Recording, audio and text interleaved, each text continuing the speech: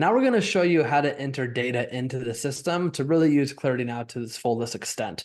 Now note that this video here specifically is going to talk about how to enter the data. On this video, we're not going to talk about how to interpret the data. We have other videos in the onboarding for how to study your ClarityNOW and how to read your reporting. We're going to go over daily tracking, which is entering your lead generation, entering your pipeline, entering listings, and entering transactions. Let's start with daily tracking. And click on daily tracking here in the left sidebar. And at first it's going to be blank because you don't have anything in here. So here's where you and your team are going to enter your lead generation. So all you got to do is click on new at the very top, and everything in ClarityNOW is form-based. It's very, very simple to use. And every form throughout the entire system, you will see a walk me through this button at the very top. And you can click on this and it'll literally walk you through how to enter this information if you want to be really guided throughout the process. The first part's simple, right? Today's date gives you a calendar. Let's say I'm entering my lead generation for today. Today's the 8th. I prospected for 2 hours. I made 17 dials. I made 12 contacts. And let's say I set a buyer appointment. I went on a listing appointment, and maybe I wrote an offer. Okay. Hit submit. Simple as that. Success, daily item saved. Now you can see I have my first line of my data that I've entered. Now, what if you want to track more than the standard categories in the system? We have the ability for you to create custom categories, which is fantastic because now no matter what you want to track in ClarityNOW, whatever you dream of, you can track. So if I click on new category, now I can type in whatever I want. Maybe I want to type in social media messages sent. Or maybe it's door knocks, or maybe it's, reviews and referrals asked for from an administrative team, whatever you want to send, handwritten note cards, whatever you choose. Click on new category, type it in. Now when I click on new, all of my custom categories are down below. So also today on March 8th, I also sent 10 social media messages, hit submit, and now I'm done. So no matter what you want to track, you can track it. Next, we're going to go to the pipeline. The sales pipeline is a phenomenal tool in ClarityNOW, and I suggest that you and everyone on your team use it and keep it up to date. Just like before, we're going to click on new, and there's a walk me through this button that will take you through each step. So I always encourage you to click on that, or again, click on the get help and go into the help center and search for pipeline, and you can see everything there. So there's all kinds of resources for you if you have a question. And if you know how to talk to somebody, you always can message us as well. This is, again, very simple. So the date of the initial contact, let's say I met them yesterday, and this is a listing, and it is going to be somewhere around $200,000 in my market. And it's going to be roughly a 3% commission.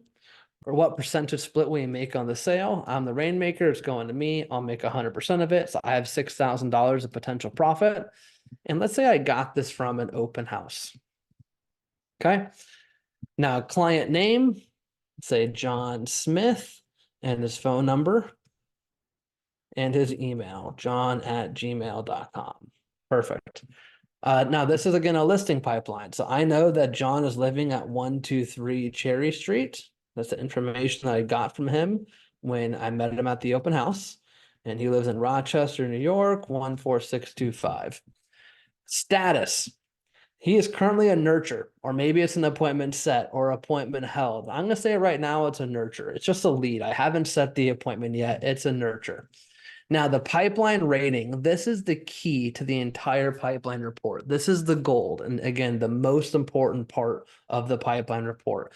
If you hover over this question mark, it gives you a breakdown of what a 10, 9, 8, 7, 6, 5 means. So a 10 means I'm going to get that listing paperwork signed this month. A 9 is I'm going to get it signed next month, an 8 in 2 months, and so forth. If this were a buyer pipeline, if I change that status to buyer and I scroll down and hover over this question mark, it's the same thing except for this client should be purchasing a home this month. Okay. So it'll change based on the status or based on the type that you select. Now, what's really important about this month that some people get confused by is this month means this month, right? So as today at the time of the recording, it is March 8th.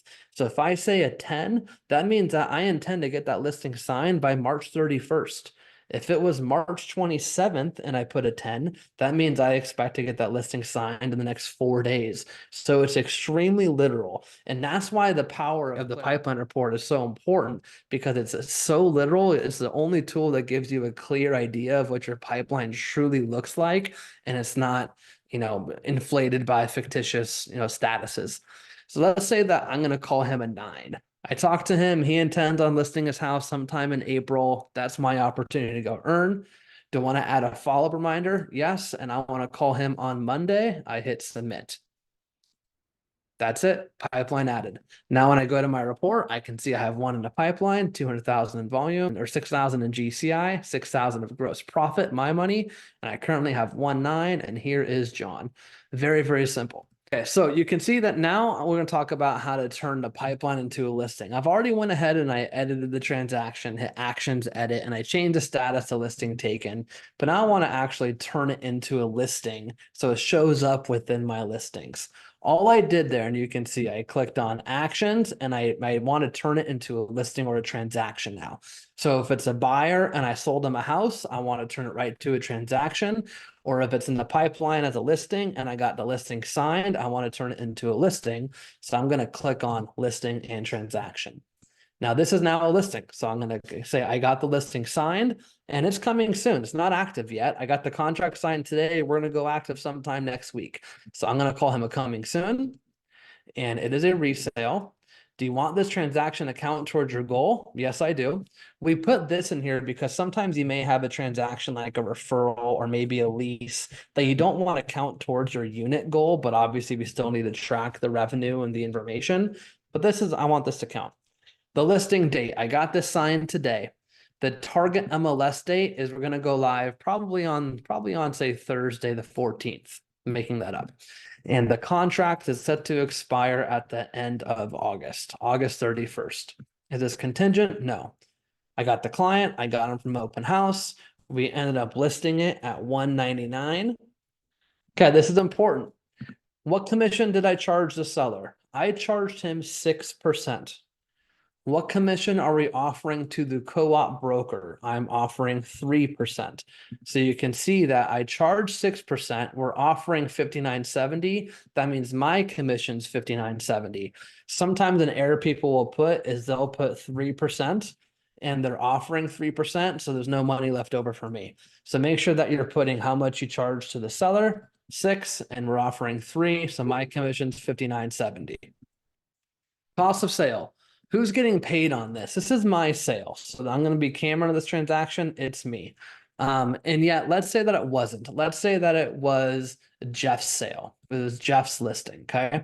So Jeff is the salesperson on this. Are you paying a referral fee? No. Team member compensation. This is important. Jeff's got to get paid. Now, if it were my sale, if it was Cameron's sale, I don't pay myself a split like we talked about earlier when I set up my economic model. So I'm not paying myself anything because I am the company. I make the full gross profit, right? But since this is not the case, this is going to be Jeff's sale. Well, Jeff needs to get paid. So now under team member compensation, I'm going to click on Jeff, and Jeff is going to make 35%, right? So Jeff is going to make $2,089.50. Maybe he were to get a flat fee instead. I can always click on the dollar amount and say he's making a flat $3,000 or whatever I want to type in. I'm going to change this to saying that he is making 3% commission or 35% commission. He's making $2,089. Are you paying a broker? Are you paying your broker a split on this sale? Let's say that I am. Yeah, I'm currently in the middle of my my capping session, and I am paying, say, 30% to my broker. So 1,164 of my commissions going to my broker, and let's say I've already paid my franchise fee. There's no other additional cost of sale. So my total commission is 59.70. My total cost of sale above is 32.53.65. That's my cap to my broker and the commission to Jeff. So the gross profit for the company on the sale is $2,716.35. Vendor information. What companies are associated with this transaction? Well, I want to add a company. Maybe I want to go ahead and add the photographer. Okay. And that was Autumn Photography. Okay. And then hit submit. And I am done. Success. So now when I go to my listings, I can now see that I have one in coming soon status. And I can look, if I just click on coming soon, it's still right there. It's Jeff's sale. It's 123 Cherry Street. We signed it on March 8th. It's set to go on the market on March 14th. It's expiring on the 31st, listing it for 199. The commission's 59.70. My gross profit's 27.16. The cost of sale breakdown is Jeff's getting paid 20.89 and I'm paying 11.64 towards my broker, and it came from an open house. If I click on my actives, I don't have currently any active in the system. So if I want to change this to an active now, it's very simple. I click on actions, I hit edit, and I want to change it from a coming soon to an active listing. And it got activated on March 14th, and we're good to go. That's it. Hit submit down below. Nothing has changed. Now, when I go to my listings, I go coming soon, I got 0. I go active, I got 1. And it's all the same information. Okay, so now let's say I sold this listing. It's time to turn it into a transaction. It's very simple, just like we did with pipeline, just like we did with coming soon. I'm gonna click edit and I'm gonna change the status from an active to a pending transaction.